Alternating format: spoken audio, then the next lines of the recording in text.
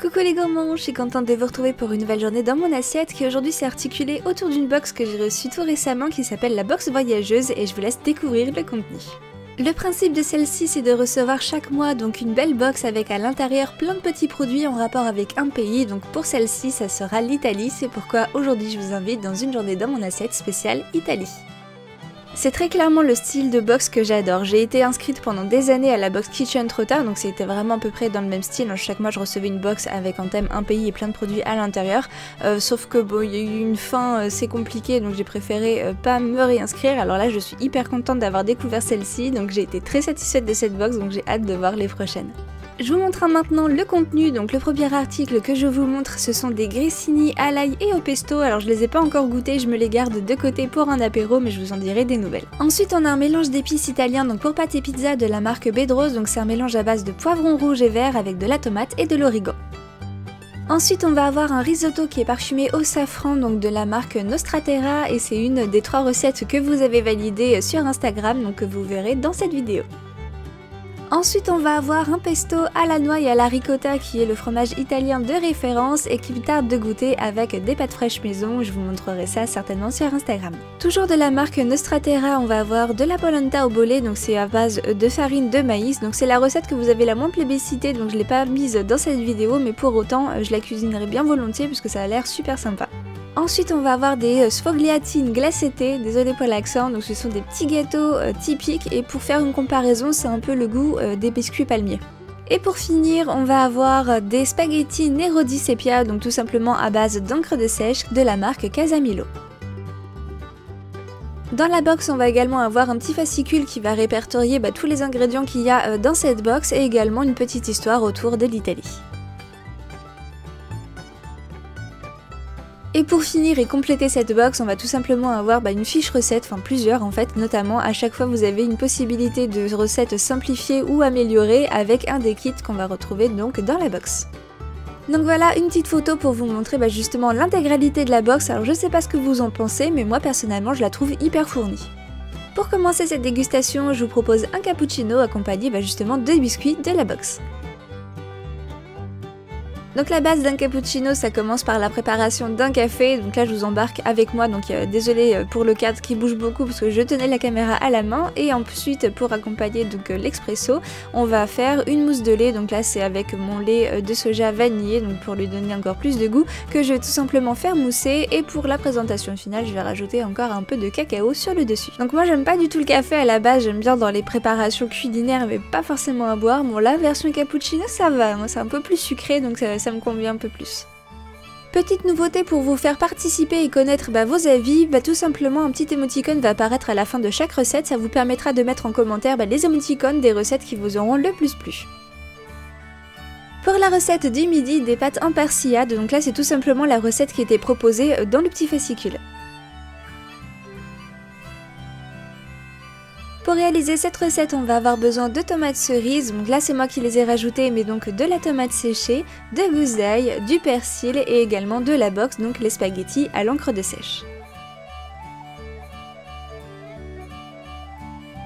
Je vais commencer tout simplement par la cuisson des spaghettis à l'encre de sèche qui vont prendre à peu près 10 minutes de cuisson et pendant ce temps je vais préparer donc la persillade. Pour faire une persillade, je dirais déjà que tout est dans le nom, il nous faut du persil et de l'ail, donc je vais venir récupérer un bouquet de persil que je vais mixer avec 3-4 gousses d'ail.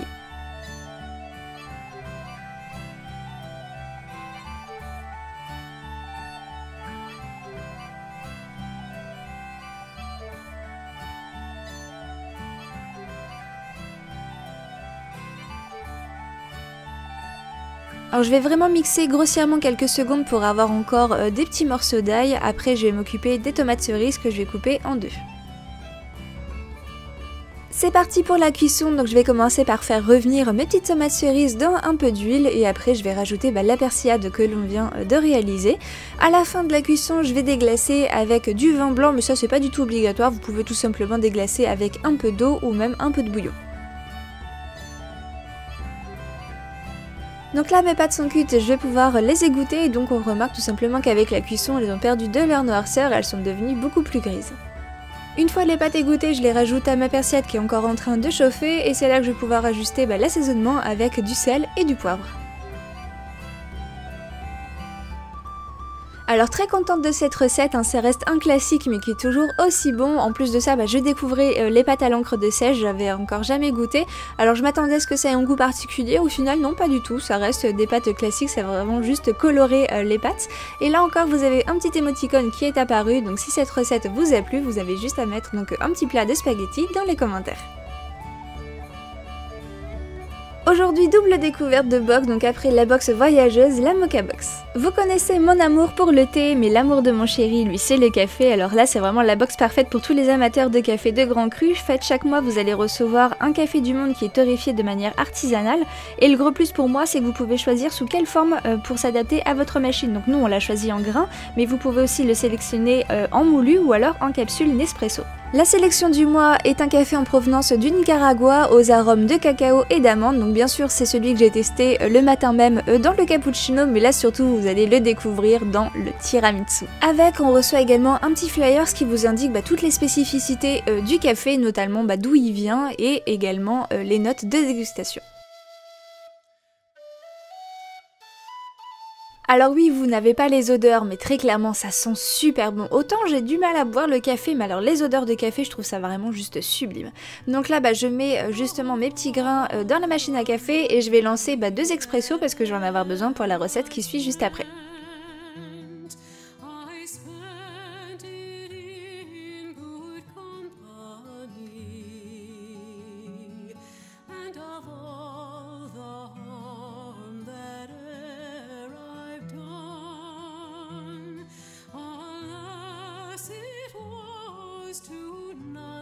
C'est parti pour la recette que vous attendiez le plus sur Instagram, ma version du gâteau au tiramisu.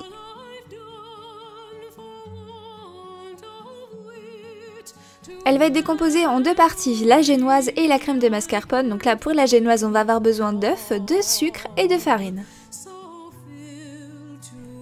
Je vais commencer par séparer les blancs des jaunes et dans le jaune je vais venir rajouter, en plus que j'ai oublié de vous montrer, une petite cuillère de sirop Monin à la vanille.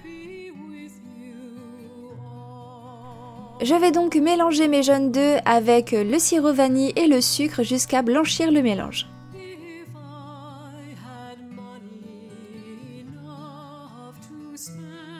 Ensuite, je vais ajouter la farine que j'aurai bien tamisée. Donc là, forcément, on va avoir un mélange assez grumeleux parce qu'il n'y a pas le côté liquide qui va venir liquéfier tout ça. On va l'avoir après avec le blanc d'œuf. Donc vous inquiétez pas de la texture granuleuse, c'est vraiment tout à fait normal.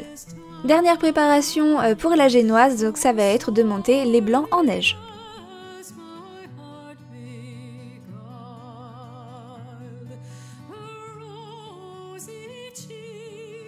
Je vais commencer par mélanger une cuillère de mon blanc en neige avec vigueur à la première préparation pour venir justement la détendre, et après ça je vais pouvoir incorporer là délicatement le reste de mes blancs en neige pour obtenir une pâte bien aérée.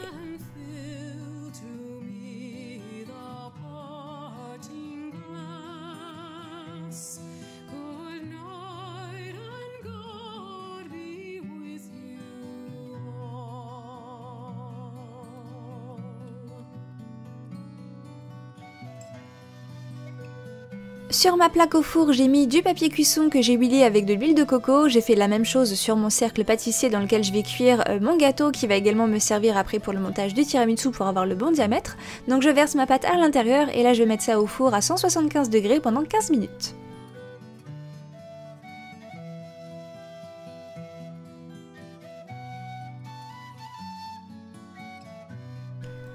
Je profite qu'il soit encore un peu tiède pour couper mon gâteau en deux, donc c'est ce qui va me permettre d'avoir plusieurs étages à mon gâteau. Je vais laisser ça refroidir et maintenant je vais passer à la préparation de la crème à base de mascarpone. Donc là on refait à peu près la même chose, je vais séparer les blancs des jaunes, donc n'hésitez pas, je vous rappelle que si vous voulez avoir toutes les quantités exactes, vous avez la recette directement dans la description. Je vais ajouter mon sucre à mon jaune d'œuf que je vais mélanger jusqu'à commencer à blanchir l'ensemble et ensuite je vais rajouter la crème mascarpone. Donc pareil là on va vraiment mélanger pour qu'il n'y ait plus du tout de grumeaux, c'est ce qui va faire qu'on va avoir une crème qui sera bien lisse. Donc pour ça ce que je vous conseille c'est si vous pouvez de finir en fait le mélange avec un fouet électrique.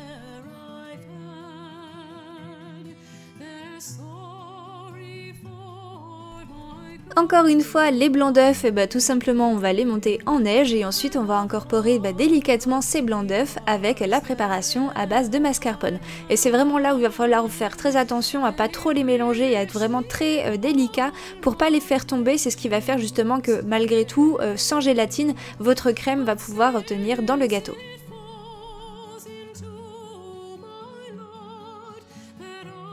Bon là j'avoue que la taille de mon saladier c'était un peu limite, mais j'ai quand même réussi à pas en foutre partout. C'est parti pour le montage, donc directement sur mon plat de présentation je vais poser le cercle de pâtisserie. À l'intérieur j'ai mis du film Brodowi, donc c'est surtout pour m'aider à démouler facilement mais c'est pas du tout obligatoire. Je pose mon gâteau dessus, donc une des parties, que je vais imbiber avec la moitié du café. Ensuite je vais mettre également la moitié de ma crème de mascarpone. Je vais mettre encore une fois dessus une partie de gâteau, donc là ce que je fais c'est que je veux le côté lisse sur le dessus, donc j'ai mis le gâteau à l'envers, que j'imbibe une nouvelle fois avec le restant de café et je finis avec le reste de ma crème mascarpone. Bref, vous aurez compris, gâteau, crème mascarpone, gâteau, crème mascarpone. Et donc là, je vais mettre mon gâteau au frais minimum 12 heures, donc techniquement ce que je vous conseille c'est de le faire la veille pour le lendemain ou vraiment de le laisser mais le plus longtemps possible au frais pour avoir une crème qui se tient parfaitement bien. Dernière touche, et ça il faut vraiment le faire au dernier moment, ça va être de rajouter du cacao sur le dessus. J'avais tellement peur au moment de démouler et d'enlever le rhodoïde parce qu'en fait c'était la première fois que je faisais un gâteau avec un cercle pâtissier. Au final j'ai eu beaucoup de chance parce qu'en plus de ça la crème était juste parfaite, elle a vraiment bien tenu et il était délicieux.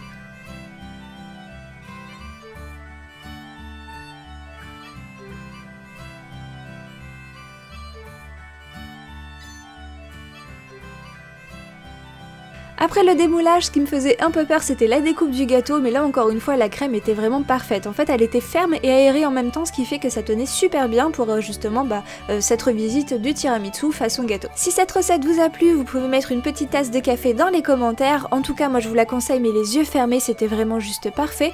Et encore astuce, je le trouvais meilleur le deuxième et le troisième jour quand tous les goûts s'étaient accentués, c'était vraiment délicieux. Pour cette dernière recette, ça va être un risotto aux champignons et bien entendu cuisiné avec le cookéo. Pour cette recette, je vais avoir besoin de champignons, donc c'est des frais que j'ai juste émincés, d'oignons qui sont ici surgelés, d'un cube bouillon de légumes, de la box, le risotto au safran, du bacon et bien entendu du parmesan. Je vais allumer le cookéo, donc je vais choisir encore une fois le mode manuel, cuisson classique, et là par contre ça va être de la cuisson douce. Dans la cuve du cookéo, je vais mettre une cuillère à soupe d'huile. Ensuite, je vais commencer par faire revenir mes petits oignons, mais vraiment très peu. Là, c'est pas l'idée de les caraméliser, c'est juste de les faire décongeler et de commencer à les faire cuire. Je vais rajouter mon risotto à l'intérieur et là, je vais mélanger pendant 2-3 minutes pour qu'il commence à devenir un peu translucide. Ensuite, je vais venir déglacer avec du vin blanc que je vais laisser cuire pendant 2-3 minutes pour laisser s'évaporer l'alcool. Et ensuite, je vais rajouter les champignons, le cube bouillon et l'eau, bien mélanger l'ensemble. Et je vais partir donc par une cuisson sous pression pendant 15 minutes.